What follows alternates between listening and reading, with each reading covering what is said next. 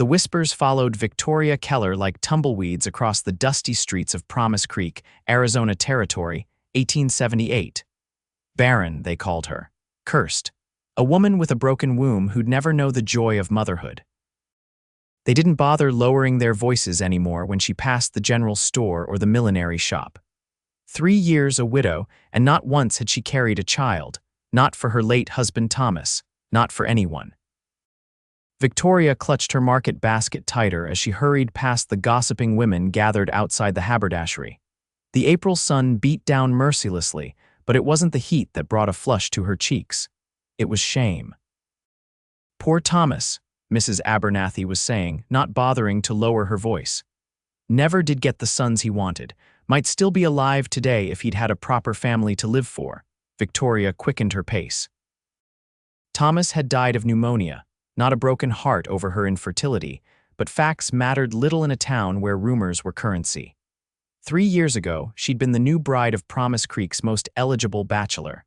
Now, at 26, she was the subject of pity and speculation. The general store bell jangled as Victoria stepped inside, grateful for the momentary escape.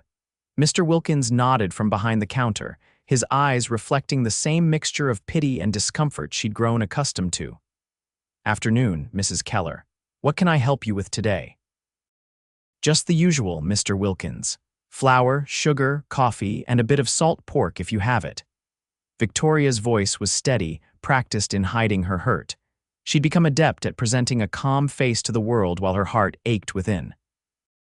As Mr. Wilkins gathered her items, the store door opened again, bringing with it a gust of wind, dust, and the sound of children's laughter. Victoria turned to see 5 young ones tumbling into the store like a litter of puppies, followed by a tall man she didn't recognize. "Settle down now," the man said, his voice deep but gentle. "Remember what I said about behaving in town." Victoria observed him discreetly. He stood over 6 feet tall, with broad shoulders and sun-darkened skin that spoke of years under the open sky. His brown hair was in need of a trim, and several days' worth of stubble covered his strong jaw. He wasn't handsome in the conventional sense, but there was something about him, a quiet strength, perhaps, that drew the eye. The oldest of the children, a girl of about 12, immediately took charge of her siblings, herding them toward the candy jars with practiced efficiency. The man approached the counter, removing his hat to reveal eyes the color of a summer sky. "Afternoon," he said to Mr. Wilkins. "Name's Ross Patterson. Just bought the old Miller place out by Cottonwood Creek. Need to stock up on supplies." Mr. Wilkins's face brightened.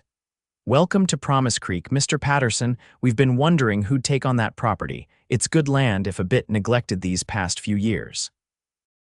"Nothing some hard work won't fix," Ross replied, then glanced at Victoria with a polite nod. "Madam."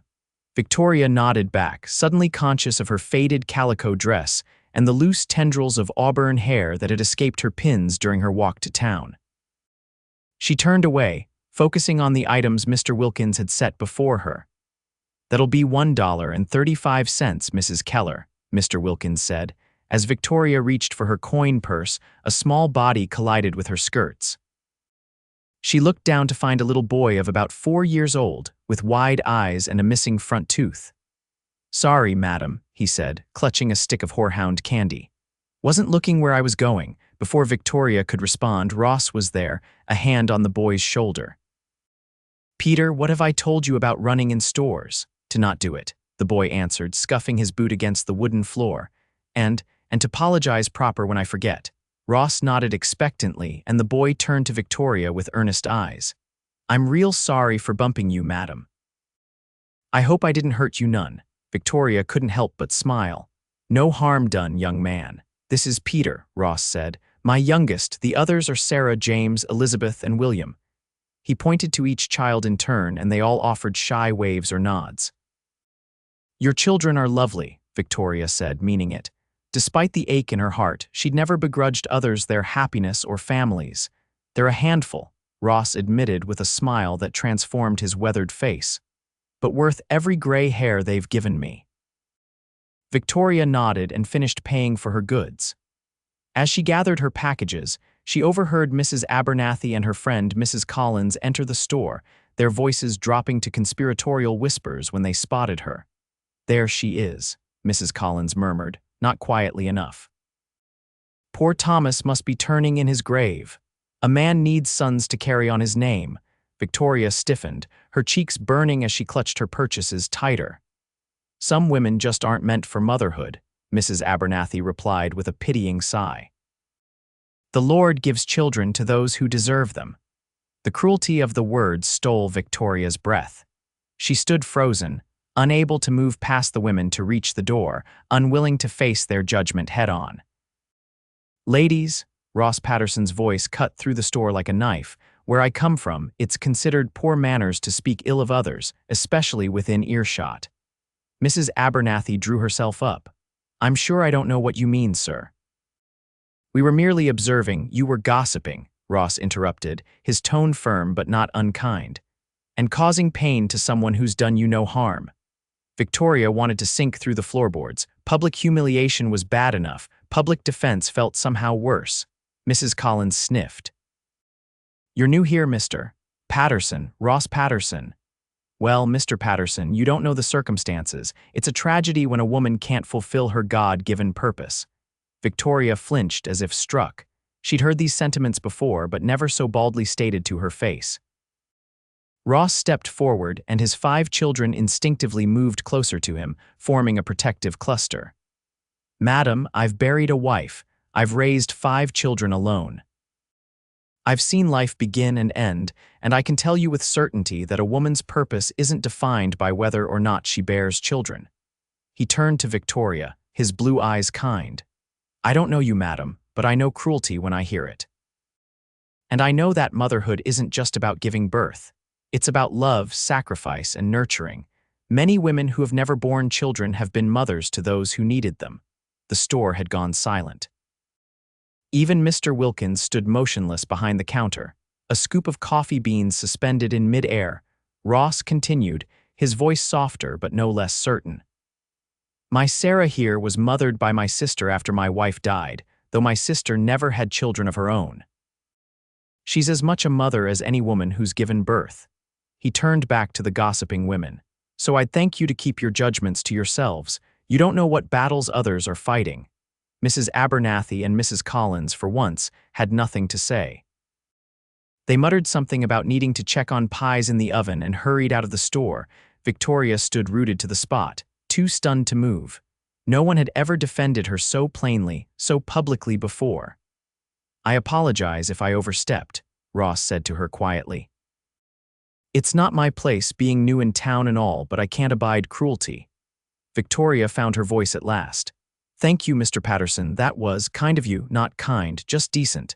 He gestured to the packages in her arms. "May I help you carry those? We're headed back to our wagon." Victoria hesitated. She'd grown accustomed to managing on her own, to expecting neither help nor kindness. "I couldn't impose. It's no imposition." "Sarah, help Mrs. Keller, Victoria Keller. Help Mrs. Keller with her packages, please."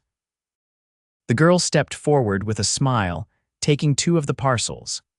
Victoria relinquished them reluctantly, then followed the Patterson family out into the bright sunlight of Promise Creek's Main Street. As they walked toward the hitching post where a large wagon waited, Victoria felt the stares of townspeople following them. She was accustomed to being watched, but not to being part of such a lively procession. The Patterson children moved around her like water around a stone, chattering and darting back and forth. "Do you live far, Mrs. Keller?" Ross asked as he lifted his younger children into the wagon bed. "Just at the edge of town. The white house with the blue shutters near the South Road." "We'll drop you there then. It's on our way."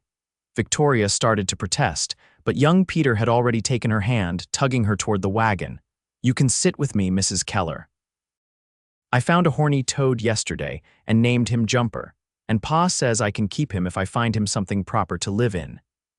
His enthusiasm was infectious, and Victoria found herself smiling as Ross helped her up onto the wagon seat. The other children settled in the back among sacks of supplies, while Ross took the reins beside her, with Peter wedged between them. As the wagon pulled away from the general store, Victoria felt a curious lightness in her chest. For the first time in years, she was moving through town not as an object of pity, but as part of something vibrant and alive. The feeling was as strange as it was welcome. "Have you lived in Promise Creek long, Mrs. Keller?" Ross asked as he guided the team down the dusty street. "All my life. My father was the town doctor until he passed 5 years ago. And your husband?" Victoria tensed slightly. "Thomas died 3 years ago. Pneumonia took him quickly." Ross nodded, his eyes on the road. "I'm sorry for your loss. My Catherine's been gone 6 years now. Childbirth." He glanced back at his children. Elizabeth was just a baby, never knew her mother. Victoria's heart ached for the little girl. "That must have been difficult for all of you." "It was. Still is some days, but we manage." He glanced at her. "You live alone now?" "Yes. Thomas left me the house and enough money to live modestly. I do some seamstress work for extra income. It's not easy being alone." The simple acknowledgement of her solitude, stated without pity or judgment, loosened something in Victoria's chest. "No, it isn't. But as you said, one manages." They arrived at Victoria's neat white house all too soon.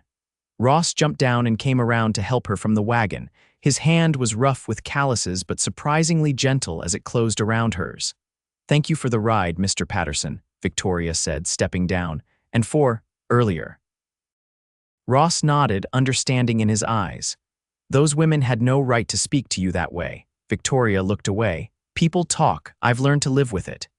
"You shouldn't have to." Ross's voice was firm. "A person's worth isn't measured by whether they have children." Victoria met his gaze, startled by the conviction in his voice. For a moment, neither spoke. Then Peter broke the silence. "Mrs. Keller, can we come visit you sometime? Pa says we're going to be neighbors now, and neighbors should be friendly." Victoria couldn't help but smile at the boy's enthusiasm. "Of course you can, Peter. Anytime." Ross gathered her packages from Sarah and handed them to Victoria. "We should let Mrs. Keller get on with her day. We've got a lot of work waiting at the new place." As Victoria took the packages, her fingers brushed against Ross's, and she felt an unexpected warmth spread through her. "Good luck with the Miller place. It's good land, like Mr. Wilkins said. We'll do our best with it." Ross tipped his hat. "Good day, Mrs. Keller." Victoria stood at her gate, watching as the wagon rolled away, the children waving until they turned the corner. For the first time in years, she felt something stir within her, not hope exactly, but perhaps the possibility of it. The next morning dawned clear and bright, the spring sun warming the earth after a cool night. Victoria rose early, as was her habit, and set about her usual tasks. She fed the chickens, tended her small vegetable garden, and prepared a simple breakfast of cornbread and coffee. As she ate alone at her kitchen table, her gaze drifted to the window that faced north, toward Cottonwood Creek and the old Miller place. She wondered how the Patterson family was settling in, whether they'd found the house in good repair, if they had everything they needed. It wasn't her concern, of course. They were merely acquaintances, people she'd met once and might never see again. Yet she couldn't shake the memory of Ross Patterson's kind eyes or the way his children had moved around her with such easy acceptance. Victoria washed her dishes and set them to dry, then gathered her sewing basket. Mrs. Thornton had commissioned a new Sunday dress, and Victoria needed to finish the hemming today. She had just settled into her favorite chair by the front window when she spotted a cloud of dust approaching from the north road. As the dust cleared, Victoria recognized the Patterson wagon. It pulled up in front of her house, and Ross jumped down, helping his 2 youngest children after him. The older 3 remained in the wagon, but waved enthusiastically when they spotted Victoria at the window. Setting aside her sewing, Victoria smoothed her apron and went to the door. By the time she opened it, Ross and the children had reached her porch steps. "Good morning, Mrs. Keller," Ross said, removing his hat. "I hope we're not disturbing you." "Not at all," Victoria replied, though her heart was beating a little faster than usual. "Is everything all right?" "Just fine, thank you. We're on our way to town for some additional supplies, and the children insisted we stop to say hello." He glanced down at Peter and Elizabeth, who were practically bouncing with excitement. "Though I suspect they might have ulterior motives involving your chickens, which they spotted yesterday." Victoria smiled. Would you like to see them? The chickens, I mean. Can we, Pa? Elizabeth asked, her blue eyes wide with hope. If Mrs. Keller doesn't mind, and if you promise not to chase or frighten them. I promise, both children chorused. Victoria led them around to the side of the house where her small flock of Rhode Island Reds pecked contentedly in a fenced yard. The children approached cautiously, their faces alight with wonder. They're so pretty, Elizabeth breathed, crouching down to watch a plump hen scratch in the dirt. Would you like to feed them? Victoria asked, reaching for the container of cracked corn she kept by the coop. The children nodded eagerly, and Victoria showed them how to scatter the corn gently, not throwing it directly at the birds. Soon they were giggling as the chickens bustled around, pecking up the treats. We're hoping to get some chickens of our own, Ross said, watching his children with a soft smile, and maybe a milk cow once we're properly settled. The Miller place has good pasture for it, Victoria agreed. And plenty of room for a proper chicken yard. You know the property, Victoria nodded. I've known every farm and ranch around Promise Creek since I was a child. My father was often called out to tend to injuries or illnesses, and I sometimes accompanied him. The house needs work, Ross admitted. The roof leaks in 2 places, and there's a broken window we've patched temporarily with oilcloth, but the bones are good. The Millers were good people. Mr. Miller built that house to last, but after he died, Mrs. Miller couldn't manage alone. She moved to Tucson to live with her daughter about 5 years ago. Ross nodded. The land's been neglected, but that can be remedied with hard work. The water rights are solid, which is what matters most out here. As they talked, Victoria found herself relaxing. Ross Patterson was easy to converse with, lacking the awkwardness most people displayed around her. He spoke to her as one adult to another, not as a man to a pitiful widow. Pa, Sarah called from the wagon, we should get going if we want to be back before dark. Ross nodded. You're right. Come on, little ones, time to thank Mrs. Keller and be on our way. Peter and Elizabeth reluctantly said goodbye to the chickens, thanking Victoria with more enthusiasm than the simple act of chicken feeding warranted. Maybe you could come see our new place sometime, Peter suggested hopefully. We found a fox den near the creek, and James says there might be kits soon. Victoria glanced at Ross, uncertain how to respond to the child's invitation. You'd be welcome anytime, Mrs. Keller, Ross said quietly. Though I should warn you, the house is in a state of disarray at present. Thank you, Victoria said, touched by the sincerity in his voice. Perhaps when you're more settled. As they walked back to the front of the house, Elizabeth suddenly darted ahead, bending to examine something in Victoria's front garden. Look, Pa, flowers. She pointed to a row of early tulips that were just beginning to bloom along the edge of Victoria's porch. They're very pretty, Ross agreed, but we don't touch other people's gardens without permission. They're tulips, Victoria told the little girl. They'll be fully open in a few days. Elizabeth looked up at her with solemn eyes. Our ma had flowers, but they all died after she did. Nobody remembered to water them. The simple statement, delivered without self-pity, caught Victoria off guard. She knelt beside the child. Would you like to have one when they bloom?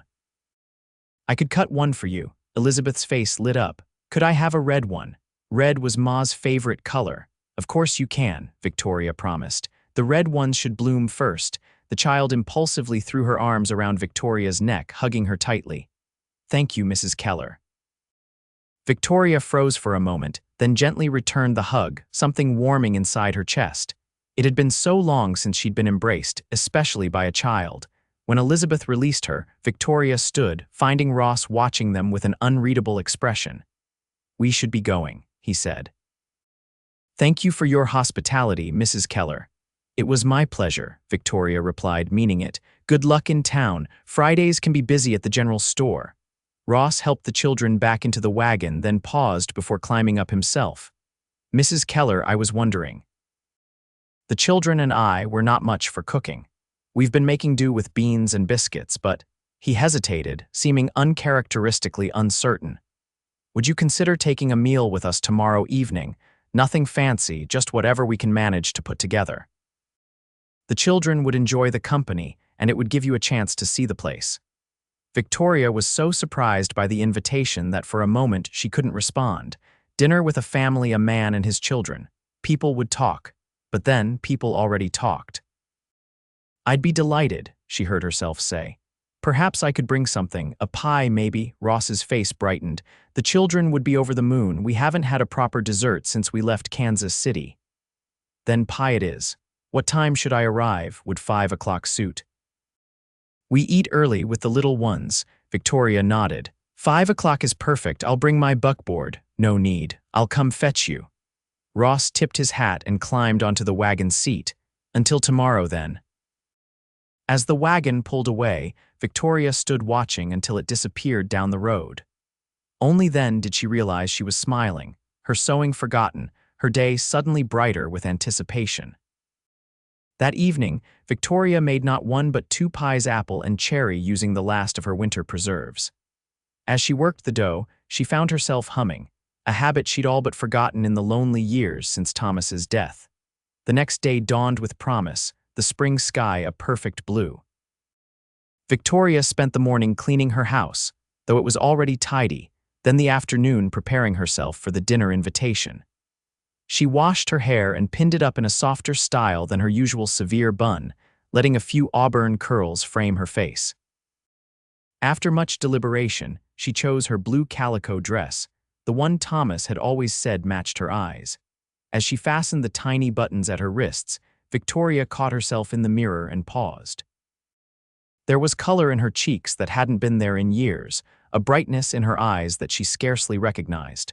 Was she being foolish? Ross Patterson had invited her to dinner out of neighborly kindness, nothing more. He was a widower with 5 children, surely not looking to court a woman known throughout the territory for her barrenness, yet she couldn't deny the flutter in her stomach when she thought of seeing him again. It wasn't just loneliness, though that was certainly part of it. There was something about Ross, his quiet strength, his kindness, the way he looked at her as if truly seeing her, that stirred feelings she'd thought long dead. Precisely at 4:30, Ross's wagon appeared on the horizon. Victoria gathered her pies, wrapped carefully in clean cloths, and met him at the gate. "Mrs. Keller," Ross said, jumping down to help her with the pies. "You look lovely." Victoria felt herself blush like a schoolgirl. "Thank you, and please call me Victoria." "Victoria," he repeated, the name sounding different in his deep voice. "I'm Ross." He helped her onto the wagon seat, his hand strong and warm around hers. As they set off toward Cottonwood Creek, Victoria felt a lightness in her heart that had been absent for too long.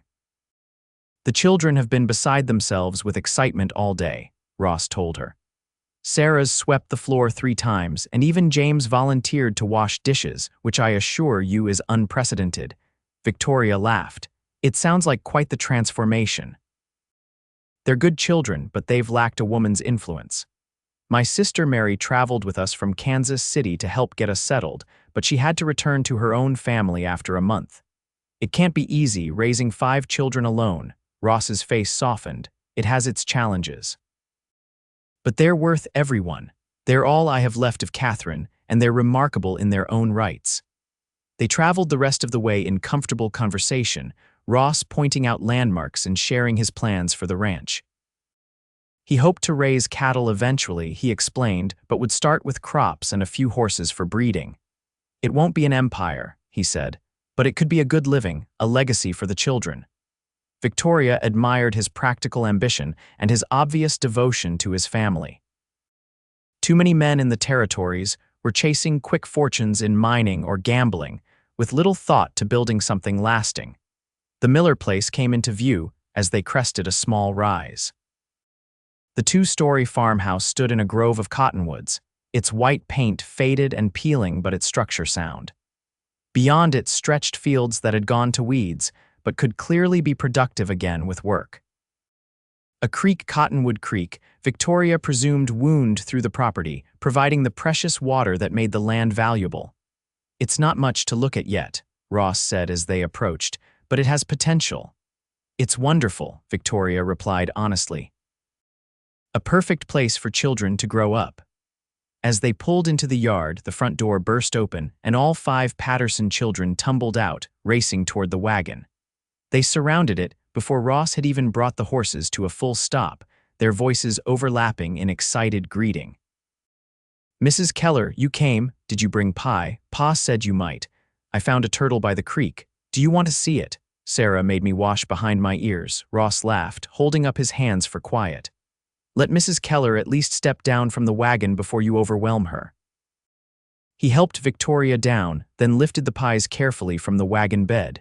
The children eyed the cloth-covered dishes with undisguised longing.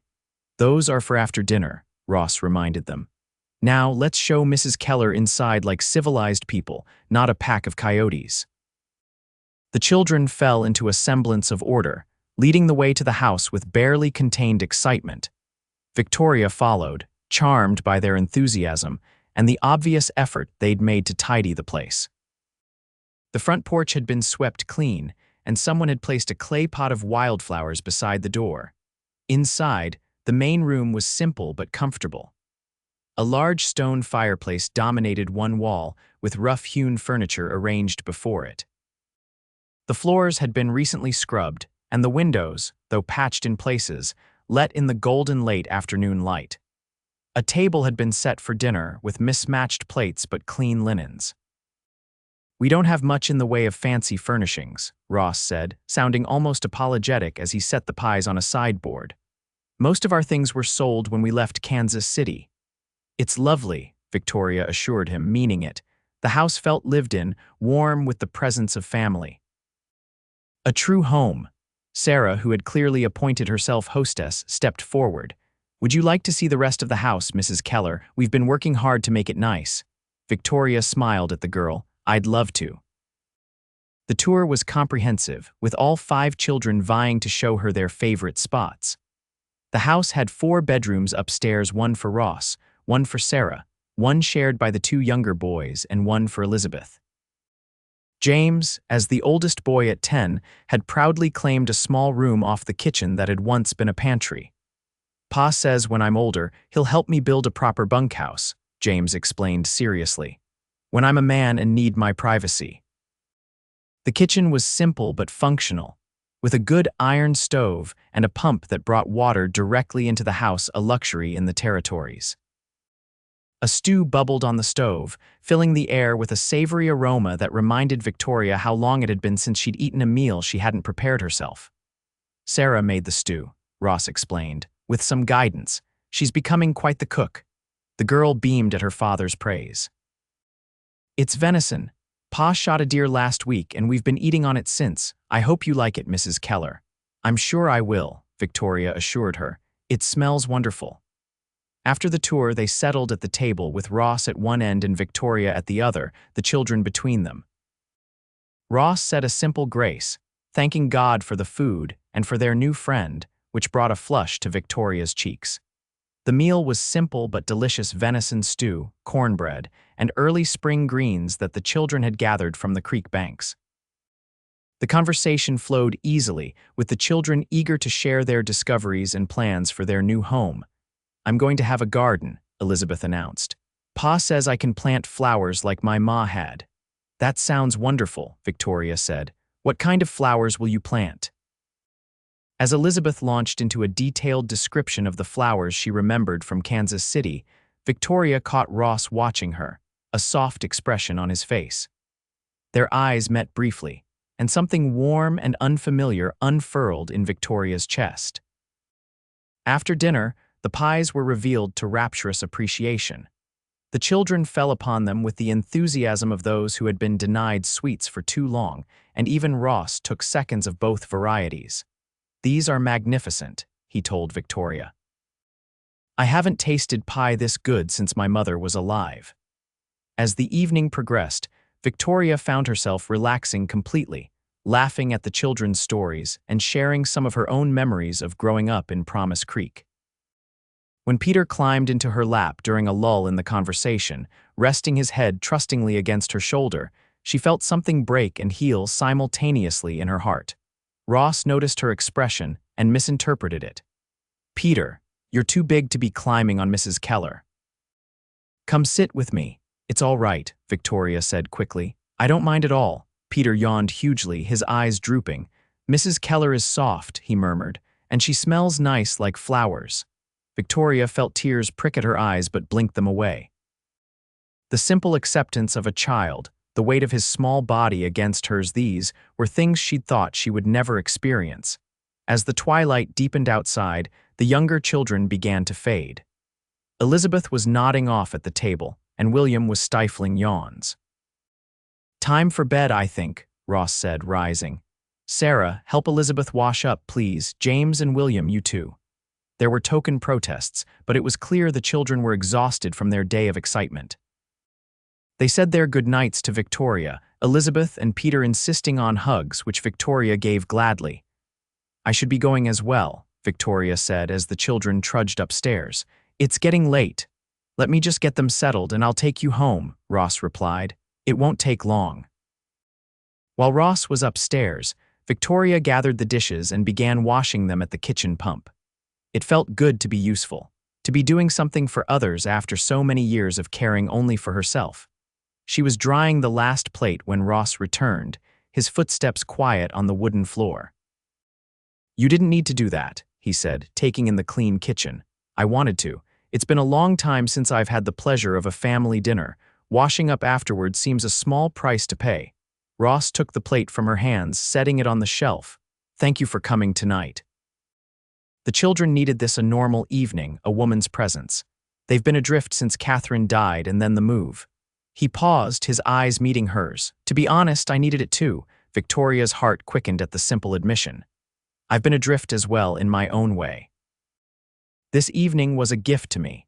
They stood close in the small kitchen, the silence between them charged with something Victoria couldn't name but recognized instinctively.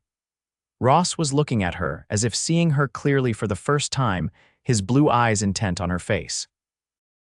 "We should go," he said finally, his voice rougher than before. "It's getting dark." The ride back to Victoria's house was quiet, the night air cool around them. Stars pricked the vast Arizona sky, and somewhere in the distance, a coyote called to its mate. When they reached her gate, Ross helped her down from the wagon, his hands lingering at her waist a moment longer than necessary. "Thank you for the pies," he said, "and for being so kind to my children." "They make it easy," Victoria replied honestly. "They're wonderful, Ross." "You've done a remarkable job with them," he smiled, the lines around his eyes crinkling. "They have their moments, but yes, they're the best of me." Victoria hesitated, reluctant to end the evening. Perhaps you could all come for dinner at my house next time." "It would be my pleasure to host you." "We'd like that very much," Ross said. "How about next Saturday? I can bring a ham Johnson at the general store smokes them special." "Saturday would be perfect." Ross took her hand, his calloused thumb brushing across her knuckles in a gesture that felt almost like a caress. "Good night, Victoria. Thank you for making this house feel more like a home tonight." As Victoria watched him drive away, she felt as if something fundamental had shifted in her world. For the first time in years, she was looking forward rather than back, anticipating rather than remembering. She slept that night with a smile on her face, dreaming of blue eyes and children's laughter. The week passed in a blur of anticipation for Victoria. She spent her days cleaning her already spotless house, baking, and sewing new curtains for the dining room. Each task was performed with a lightness she hadn't felt in years, her thoughts frequently drifting to Ross and his children. On Wednesday, a small bouquet of wildflowers appeared on her porch, accompanied by a childish drawing of what appeared to be Victoria feeding chickens. The note, in careful block letters, read, "To Mrs. Keller from Elizabeth, thank you for being nice to us."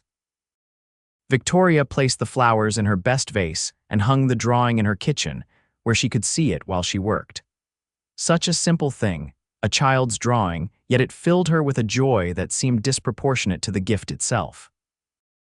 By Saturday, Victoria had prepared a feast: fried chicken, mashed potatoes, green beans preserved from last summer's garden, fresh bread, and 2 pies apple again, which the children had loved, and a custard pie that had been Thomas's favorite.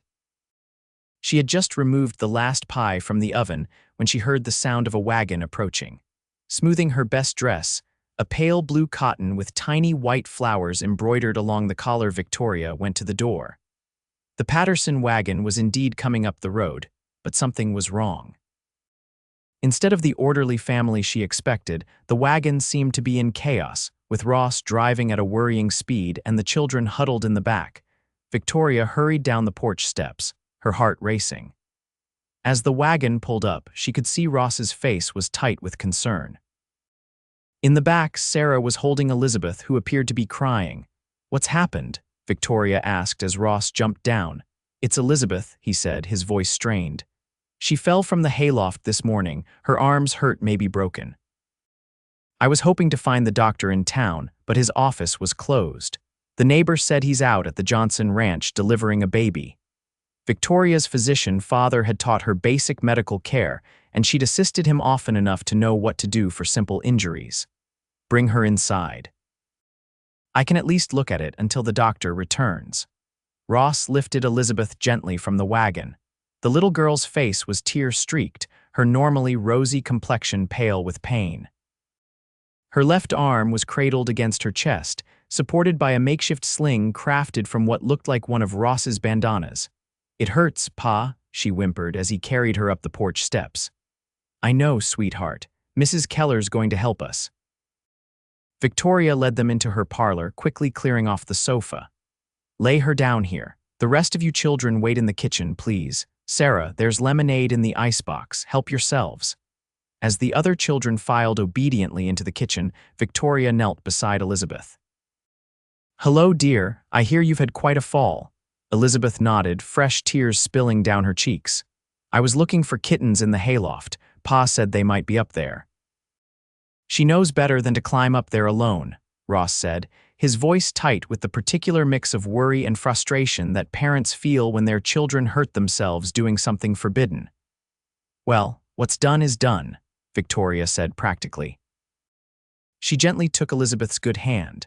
"I need to look at your arm, sweetheart. It may hurt a bit more when I do, but I'll be as careful as I can." Elizabeth nodded bravely. "Are you a doctor like your pa was?" "No, but I helped my father many times. I know a little about injuries." Victoria carefully removed the makeshift sling, murmuring soothingly as Elizabeth winced. "That's a good girl. So brave." The arm was swollen but not deformed, which was a good sign. Victoria palpated it gently, noting where Elizabeth flinched most. "I don't think it's broken," she said at last, relief evident in her voice. "Likely a bad sprain. We'll need to wrap it tightly and keep it elevated. She'll need to rest it for at least a week, probably 2. Ross's shoulders sagged with relief. "Thank God, I was afraid." "It's still painful," Victoria warned, "but it should heal completely with proper care." She looked at Elizabeth. "No more climbing into haylofts for a while, young lady." "Yes, madam," Elizabeth agreed meekly. Victoria rose. "I'll get some strips of cloth for wrapping, and some witch hazel to help with the swelling. Ross, there's a tin of arnica salve in the cupboard above the sink. Could you fetch it, please?" As Ross went to the kitchen, Victoria gathered what she needed from her mending basket and medicine chest.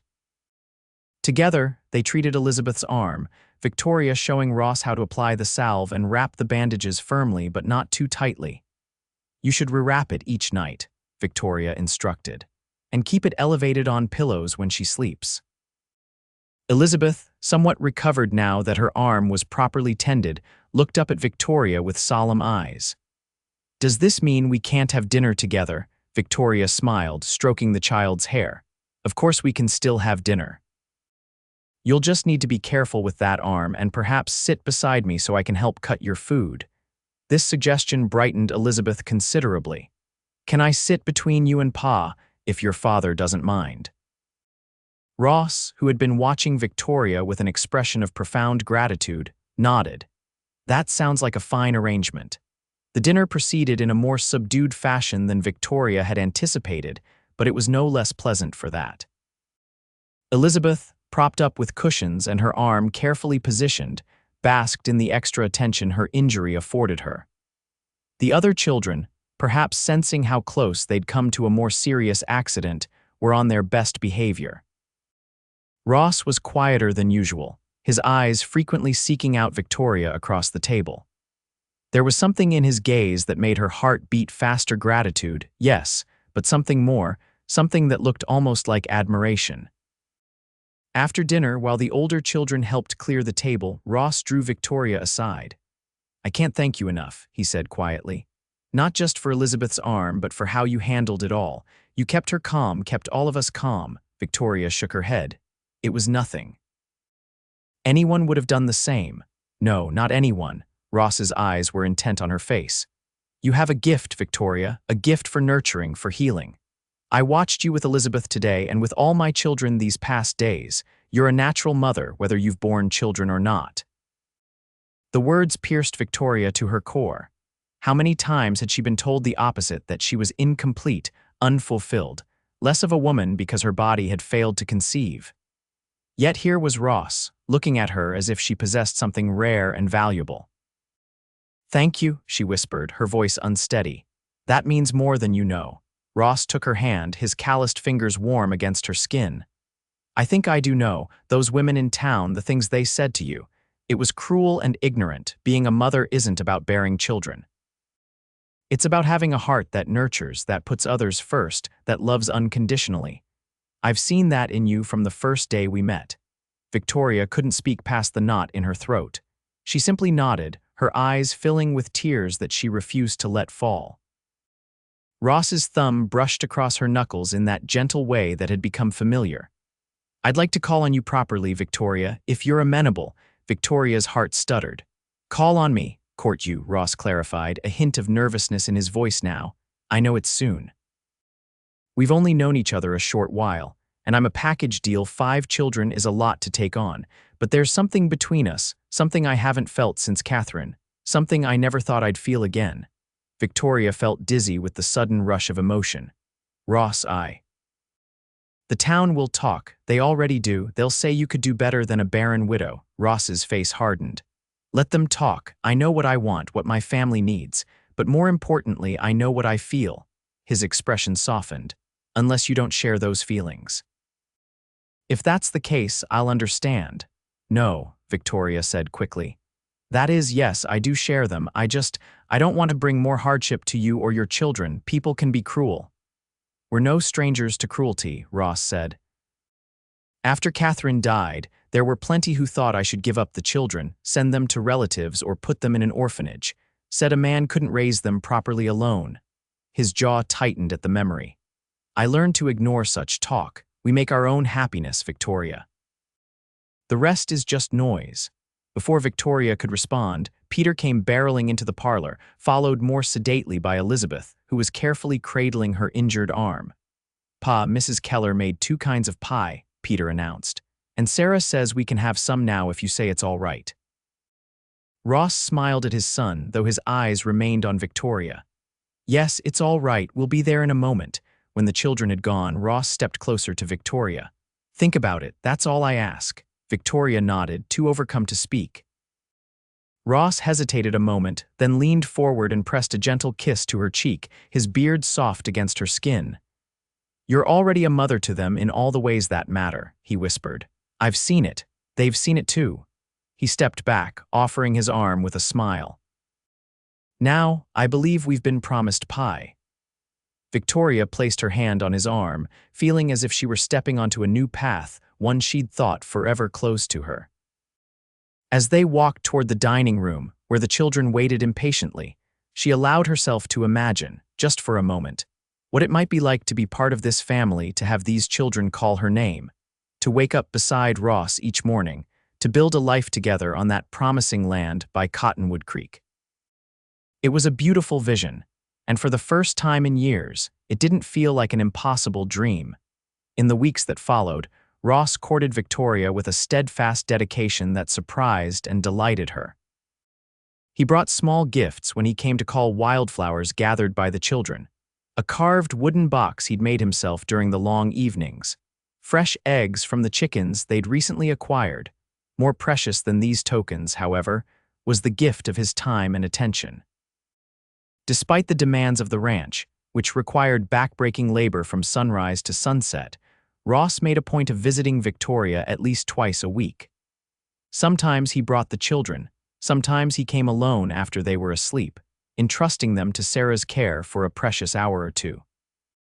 On those evenings when it was just the two of them, sitting on Victoria's porch as twilight painted the desert in shades of purple and gold, They talked of everything: their childhoods, their lost spouses, their hopes and fears. Ross spoke of Catherine with a gentle reverence that honored her memory without making Victoria feel like a replacement or second choice. Victoria, in turn, shared stories of Thomas, finding that the pain of his loss had softened with time into a bittersweet remembrance. "He was a good man," she told Ross one evening in late May as they watched a spectacular sunset from her porch swing. "Kind, ambitious, he had big plans for us." "But," Ross prompted gently when she fell silent. Victoria sighed, "but he was devastated when I couldn't conceive. He tried not to show it, but I knew." Each month became a cycle of hope and disappointment, and then toward the end, just disappointment. "I think he'd given up on having a family with me." Ross took her hand, his fingers interlacing with hers. "Did you see doctors?" "Everyone within 100 miles. They all said the same thing: there was nothing visibly wrong, but sometimes these things happen. My mother had 5 miscarriages before she had me, her only child. The doctor thought it might be a family tendency." "I'm sorry," Ross said simply. "Not for me. I have more children than I sometimes know what to do with, but for the pain you've carried." Victoria leaned her head against his shoulder, drawing comfort from his solid presence. "I've made my peace with it, or I thought I had, until I met you and your brood." She smiled. "They've reawakened something in me I thought was dead." Ross's arm went around her shoulders, drawing her closer. "They adore you. Sarah asked me yesterday if you might teach her to make that custard pie. And Elizabeth has been practicing her letters so she can write you a proper thank you note for tending her arm." "I adore them too," Victoria admitted. "All of them, each in their own way. They're remarkable children, Ross. You've done a wonderful job with them." "I've done my best, but they need more than I alone can give them." Ross turned to face her, his expression serious in the fading light. "Victoria, there's something I need to say." Victoria's heart quickened. "Yes, I love you." The words were simple, direct, like the man himself. "I didn't expect to find love again, especially not so soon after coming to Promise Creek. But there it is. I love your kindness, your strength, the way you are with my children. I love the woman you are." Victoria felt tears spring to her eyes. "Oh, Ross, I love you too. So much it frightens me sometimes." Ross cupped her face in his hands, his touch infinitely gentle. "Why does it frighten you?" "Because I want it too much. Because I'm afraid it can't last. Because—" She hesitated, then forced herself to speak the fear aloud. "Because I can't give you more children, and you might want that someday." Ross shook his head firmly. "I have 5 healthy, beautiful children. That's more than most men are blessed with in a lifetime. I don't need more children, Victoria. I need a partner. A woman who will love me and my existing family." His thumbs brushed away the tears that had spilled onto her cheeks. "That woman is you, if you'll have us. Are you asking me to marry you?" Victoria whispered. Ross smiled, reaching into his pocket. "I am, not very elegantly, I'm afraid." He withdrew a small velvet pouch and emptied its contents into his palm, a gold ring with a single small pearl. "It was my mother's. She gave it to me before she died, said to save it for when I found love again." Victoria stared at the ring, her heart too full for words. "Victoria Keller," Ross said, his voice steady despite the emotion in his eyes, "will you marry me? Will you be my wife and a mother to my children?" "Yes," Victoria breathed. "Yes, with all my heart." Ross slipped the ring onto her finger, then drew her into his arms, his lips finding hers in a kiss that held all the promise of their future together. Victoria melted against him, feeling as if she'd finally come home after a long, solitary journey. When they finally parted, both breathless, Ross rested his forehead against hers. "I should warn you, the children already know I plan to ask you. They've probably been watching from the window the whole time." Victoria laughed, glancing toward her house. Sure enough, 5 small faces were pressed against the parlor window, expressions ranging from Sarah's knowing smile to Peter's open-mouthed excitement. "We should put them out of their misery," Victoria suggested, "before they break the glass with anticipation." Ross nodded, rising and offering her his hand. "Mrs. Patterson to be, shall we go tell our children the good news, our children?" The words filled Victoria's heart with a joy so profound it felt like pain. She had never thought to hear them, never dared to hope for this second chance at happiness. As they walked hand in hand toward the house, where the children were now tumbling out the door in their eagerness, Victoria sent a silent prayer of gratitude to the sky. Sometimes it seemed life's greatest blessings came not in the ways one expected, but in the ways one needed most. The wedding took place on a perfect June morning, with the desert in rare bloom after late spring rains. Victoria had worried that the townspeople might boycott the ceremony, given their previous treatment of her, but it seemed that Ross's steady presence in the community over the past months had won them over. The small church was full, with ranchers and townspeople alike coming to witness the union. Victoria wore a simple gown of ivory silk, ordered from a catalog and altered to fit her slender frame. Sarah had woven wildflowers into her hair, and Elizabeth, her arm now fully healed, proudly carried a small bouquet as she preceded Victoria down the aisle. Ross waited at the altar with James and William beside him, all three in new suits that made them look both handsome and slightly uncomfortable. Peter, deemed too fidgety for best man duties, sat in the front pew with Mrs. Johnson, who had taken a motherly interest in the Patterson family since their arrival. As Victoria walked toward her future husband, she was aware of the whispers among the congregation, not malicious this time, but admiring. "Doesn't she look beautiful? Those children adore her. Patterson's a lucky man." Ross's face as he watched her approach was a study in love and pride. When she reached him and placed her hand in his, he squeezed it gently, his eyes never leaving hers. "You are the most beautiful sight I've ever seen," he whispered. The ceremony was brief but meaningful. They exchanged traditional vows, their voices clear and certain in the sunlit church. When the pastor pronounced them husband and wife, Ross kissed her with a tenderness that brought tears to Victoria's eyes. As they turned to face the congregation as Mr. and Mrs. Ross Patterson, Victoria felt 5 pairs of arms encircle her, and Ross the children, unable to contain themselves any longer, had rushed forward to join in the celebration. "We're a real family now," Sarah said, her young face alight with happiness. "We always were," Ross replied, one arm around Victoria and the other gathering his children close. "But now we're complete." The reception was held at the ranch, which had been transformed in the months since the Pattersons' arrival. The house was freshly painted, the broken windows replaced, the yard cleared and planted with flowers that Elizabeth tended with religious devotion. A large tent had been erected for the occasion, under which tables groaned with food contributed by neighboring ranchers and townswomen who had, one by one, come to accept Victoria as Ross Patterson's choice. Even Mrs. Abernathy had thawed, bringing a magnificent wedding cake and offering Victoria an awkward but seemingly sincere congratulation. "You've done wonders with those children," she said stiffly. "They needed a mother's touch." Victoria, too happy to hold grudges, thanked her warmly.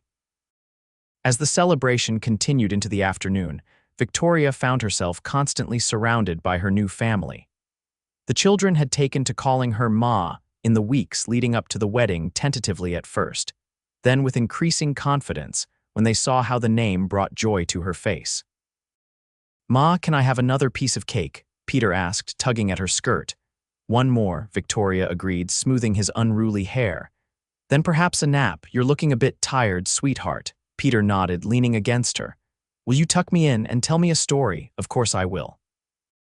As she led Peter toward the house, Victoria caught sight of Ross watching them from across the yard, love evident in his expression. He winked at her, and she felt a blush rise to her cheeks, like a young girl with her first beau rather than a newly married woman.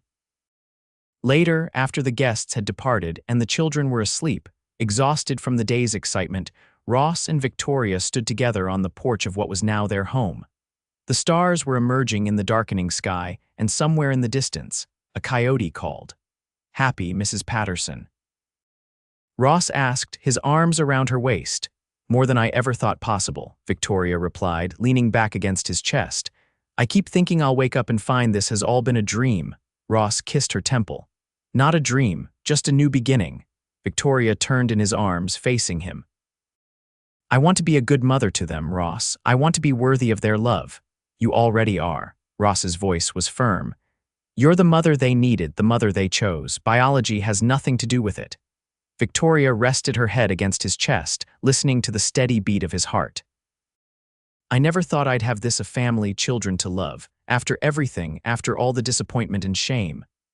That's behind you now, Ross said firmly. You're Victoria Patterson, wife and mother of 5. That's who you are, who you were always meant to be. Victoria lifted her face to his, her heart full. I love you, Ross Patterson. And I love you, Victoria Patterson, he replied, bending to kiss her with a passion that promised many more such moments in their future, now and always. As the year progressed, Victoria blossomed in her new role as wife and mother.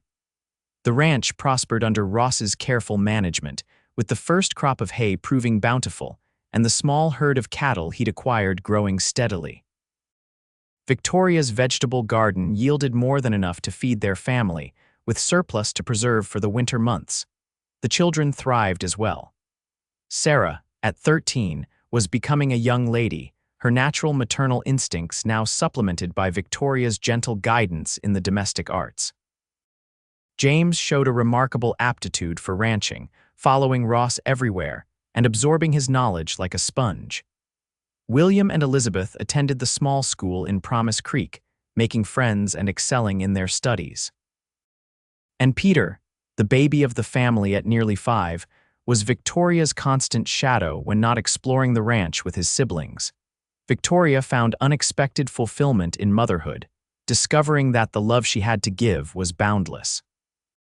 Each child connected with her in a different way. Sarah through quiet conversations as they worked together in the kitchen. James through his shy requests for her opinion on books he was reading. William through his need for comforting after nightmares. Elizabeth through their shared love of growing things, and Peter through his exuberant affection and endless questions. The town's attitude toward Victoria had transformed completely. Where once there had been whispers and pitying glances, now there were invitations to socials and church functions. The Patterson family became an integral part of the community, with Ross serving on the town council and Victoria joining the Ladies' Aid Society that provided assistance to families in need. It was at one such meeting, in early December, that Victoria first heard about the Rollins family. They arrived last week, Mrs. Johnson was explaining to the assembled women. Mr. Rollins, his wife, and their new baby, they've taken the old Harper cabin for the winter. What brings them to Promise Creek? Victoria asked, her needle flashing as she worked on a quilt destined for a family who had lost everything in a recent fire. Mrs. Johnson lowered her voice. Tragedy, I'm afraid. They had a farm in northern Arizona, but they lost their other 4 children to scarlet fever in October. Came here for a fresh start, Mr. Rollins said. Victoria's heart contracted at the thought of such a loss. How terrible, the poor mother to lose 4 children at once. She's not well, Mrs. Johnson continued. The baby was born just after they buried the other children. Mr. Rollins says she hardly speaks, hardly eats. He's at his wit's end trying to care for both of them. Victoria set down her sewing. Where did you say they're staying? The Harper cabin, out by Thunder Creek. It's not much, but it's shelter for the winter. That evening, Victoria discussed the Rollins family with Ross as they sat by the fire after the children were in bed. I'd like to help them, she said. I know what it is to feel lost and alone. Ross nodded, his face thoughtful in the firelight. What did you have in mind? I could bring them food to start with. Maybe offer to watch the baby sometimes, give Mrs. Rollins a chance to rest. Victoria twisted her wedding ring, a habit when she was deep in thought, and perhaps we could invite them for Christmas dinner. No one should be alone at Christmas, especially after such a loss. Ross reached over to take her hand. You have the most generous heart of anyone I've ever known, Victoria Patterson. Victoria smiled at him. I've been given so much, how could I not share it? The next day, Victoria packed a basket with fresh bread, a jar of preserved peaches, a small ham, and a dozen eggs. She added a tiny knitted cap she'd made for Peter when he was small but had never been used, having been put away when she realized she would have no baby of her own. Ross drove her out to the Harper cabin, a small, weathered structure that had stood empty for several years. Smoke rose from the chimney, the only sign that the place was inhabited. Victoria's knock was answered by a man who looked older than his probable years, his face lined with fatigue and grief. "Mr. Rollins, I'm Victoria Patterson from the ranch over by Cottonwood Creek. The Ladies' Aid Society heard you were new in town, and I've brought you some things to help you get settled." Mr. Rollins blinked in surprise, then stepped back to allow her entry. "That's mighty kind of you, Mrs. Patterson. Please come in." The cabin's interior was spare but clean. A woman sat in a rocking chair by the fire, a small bundle in her arms. Her face was thin and pale, her eyes vacant as she stared into the flames. "My wife, Eliza," Mr. Rollins said quietly. "And our son, Thomas." Victoria approached slowly, setting the basket on the table. "Hello, Mrs. Rollins. I'm Victoria. May I see your baby?" The woman looked up, seeming to notice Victoria for the first time. She didn't speak, but she shifted the bundle slightly, revealing a tiny face framed by a knitted blanket. Victoria smiled. "He's beautiful. How old is he?" 6 weeks, Mr. Rollins answered when his wife remained silent. "Born on October 15th. A strong-looking boy," Victoria said, noting the baby's healthy color and clear eyes. She turned to Mrs. Rollins. "You're doing a wonderful job with him, especially under such difficult circumstances." Something flickered in the woman's eyes, surprise, perhaps, or a faint acknowledgement. Victoria pressed gently forward. "I lost my first husband 3 years ago. I know it's not the same as losing a child. I can't imagine that pain, but I do know what it is to feel like the world has ended while somehow life goes on." Mrs. Rollins's lips trembled. "They were so young," she whispered, her voice rusty with disuse. "Mary was only 8, Samuel was 6. The twins, Jane and Joseph, were just 4. Tears filled her eyes. "How do I live without them? How do I deserve to live when they didn't?" Victoria knelt beside the rocking chair, taking one of Mrs. Rollins's thin hands in hers. "You live for this little one," she said gently. "He needs his mother, and loving him doesn't mean you've forgotten the others or love them any less." The tears spilled over, running down Mrs. Rollins's hollow cheeks. "I'm so tired, so empty." "I know," Victoria soothed. "Grief is exhausting, but you're not alone. Your husband is here, your baby is here, and now you have neighbors who want to help." Mr. Rollins stood watching them, his own eyes damp. "She hasn't spoken this much since." He swallowed hard. "Since we lost the others." Victoria looked up at him. "Sometimes it's easier to talk to a stranger. There's less fear of breaking down, of causing more pain to those we love." She turned back to Mrs. Rollins. "Would you allow me to hold the baby for a while, just so you can rest your arms, have something to eat?" After a moment's hesitation, Mrs. Rollins nodded, carefully transferring the small bundle to Victoria's waiting arms. The baby made a small sound of protest, then settled against Victoria's chest, his eyes finding her face with that unfocused newborn gaze. "Hello, Thomas," Victoria murmured. "Aren't you handsome?" "Yes, you are." While Victoria held the baby, Mr. Rollins helped his wife to the table, where she picked at the food Victoria had brought. They talked quietly, or rather, Mr. Rollins talked, telling Victoria about their former farm, about the children they had lost, about their hope for a new beginning in Promise Creek. By the time Victoria handed the baby back, Mrs. Rollins seemed marginally more present, her eyes following her husband as he moved about the cabin, her hands more certain as they cradled her son. "I'll come again in a few days," Victoria promised as she prepared to leave. "And my husband and I would like to invite you to Christmas dinner at our ranch. We have 5 children who would love to meet your little Thomas." 5 children?" Mrs. Rollins asked, the first question she had voiced. Victoria smiled. "Yes, though I didn't give birth to them. I married their father after their mother died, but they're mine now in every way that matters." Something like hope flickered in Mrs. Rollins's eyes. "I'd like to meet them, if I'm feeling up to it." "You will be," Victoria said with quiet confidence. "One day at a time, Mrs. Rollins. That's all any of us can do." Over the next weeks, Victoria visited the Rollins cabin every few days, sometimes bringing one of the older children with her. Slowly, Mrs. Rollins Eliza, as Victoria now called her, began to emerge from her fog of grief. She still had dark days when tears came without warning, but she was eating better, caring for her baby with more attention, even taking short walks outside when the weather permitted. Christmas Day dawned clear and cold, with a dusting of snow that had fallen during the night a rarity in that part of Arizona. The Patterson household was in a state of controlled chaos, with children racing about in excitement, delicious smells emanating from the kitchen where Victoria and Sarah were preparing the feast, and Ross attempting to keep order while assembling a wooden rocking horse he'd made in secret for Peter.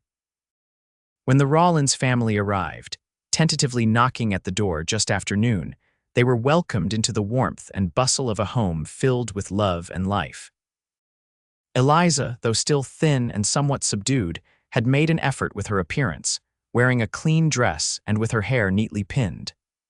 The baby, now 2 months old, was alert and growing well, bundled in the new blanket Victoria had knitted for him. The children, having been prepared by Victoria for the Rollins' tragic circumstances, were on their best behavior, showing the visitors around the house and competing for chances to peek at the baby. Peter, in particular, was fascinated by the infant. "I'm not the littlest anymore," he announced with satisfaction. "Now I get to be a big boy like William." During dinner, the conversation flowed more easily than Victoria had dared hope. Mr. Rollins John spoke of his plans to look for work at one of the nearby ranches, perhaps save enough to start farming again on a small scale. Eliza, while quieter, joined in occasionally, even smiling at Elizabeth's enthusiastic description of the garden they would plant in spring. After the meal, when they were all relaxing in the parlor, baby Thomas began to fuss. Eliza tried to soothe him, but he grew increasingly agitated. "May I?" Victoria asked, holding out her arms. Eliza handed the baby over, and Victoria walked with him, patting his back in a gentle rhythm. "Someone's overtired, I think, all the excitement." "You're so natural with him," Eliza observed. "With all children, your husband is right, you're a born mother." Victoria felt a warmth spread through her at the words. "I never thought I'd have this," she admitted. "After I found I couldn't have children of my own, I believed that door was closed to me forever." Eliza's eyes filled with understanding. "And now you have 5. And now I have 5, Victoria agreed, smiling down at the baby who had settled against her shoulder. "Life takes unexpected turns, doesn't it? Sometimes terrible ones like what you've experienced, and sometimes wonderful ones like my finding Ross and the children." She looked directly at Eliza. "There's no replacing what you've lost, but there can be joy again in time." "I believe that with all my heart." Eliza nodded, tears in her eyes but a small, genuine smile on her lips. "I'm beginning to believe it too." As the afternoon waned into evening, Victoria found herself standing by the window, baby Thomas sleeping peacefully in her arms while the rest of the gathering engaged in a spirited game of charades. Ross approached, slipping an arm around her waist. "You look right, holding a baby," he said softly. Victoria leaned against him. "It feels right, though I'll be happy to give him back to his mother when he wakes hungry." Ross chuckled. "One advantage to acquiring your children a bit older, they can all feed themselves."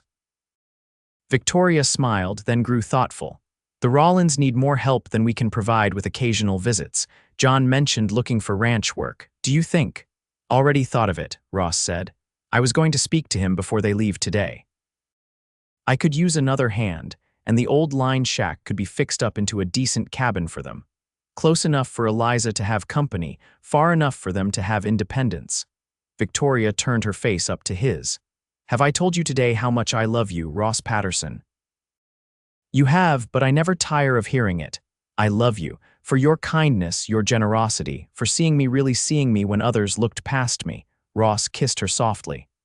"And I love you, Victoria Patterson, for bringing light back into our lives, for loving my children as your own, for having enough heart to help even strangers find their way through grief." As they stood together, the baby warm between them and their family, both old and new, filling the house with laughter, Victoria felt a sense of completion, of rightness. The path that had led her here had been marked with sorrow and loss, with shame and loneliness, but it had brought her to this moment, this family, this love. She was a mother now, not in the way she had once imagined, but in all the ways that truly mattered. And that, she knew with certainty, was more than enough.